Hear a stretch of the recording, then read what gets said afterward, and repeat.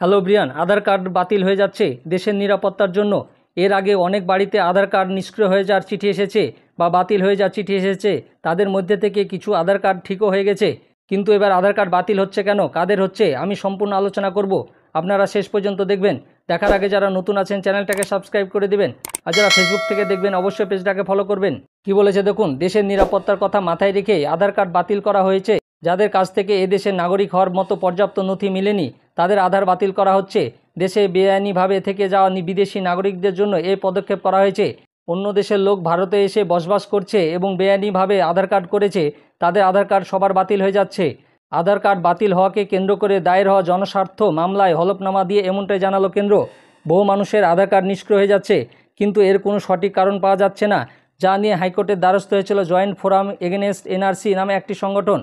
মামলায় তাদের তরফে দাবি করা হয়, আইনের যে ধারায় আধার কার্ড বাতিল করা হচ্ছে সে আইনের গ্রহণযোগ্যতা নেই। উল্টে জনস্বার্থ মামলার গ্রহণযোগ্যতা নিয়ে আপত্তি জানায় কেন্দ্র।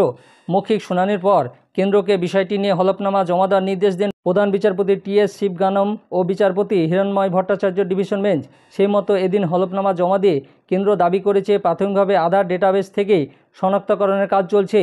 মানে কেন্দ্রের কাছে যে আধার কার্ডের যে ডেটাবেস আছে সেখান থেকে শনাক্ত করছে কারা বেআইনিভাবে বাস করছে এবং কারা বেআইনিভাবে সঠিক নথিপত্র ছাড়াই আধার কার্ড করেছে, তাদেরগুলো বাদ করা হচ্ছে। যারা বেআইনিভাবে এদেশে বসবাস করছেন তাদের নিজেদের দেশে পাঠিয়ে দেওয়ার প্রক্রিয়া চলছে। একই সঙ্গে জাল নথি দিয়ে যারা আধার কার্ড বানিয়ে দেশে রয়ে গেছে তাদের খোঁজার কাজ চালাচ্ছে দেশের গোয়েন্দা বিভাগ। শিগগির মামলা শুনানির সম্ভাবনা রয়েছে।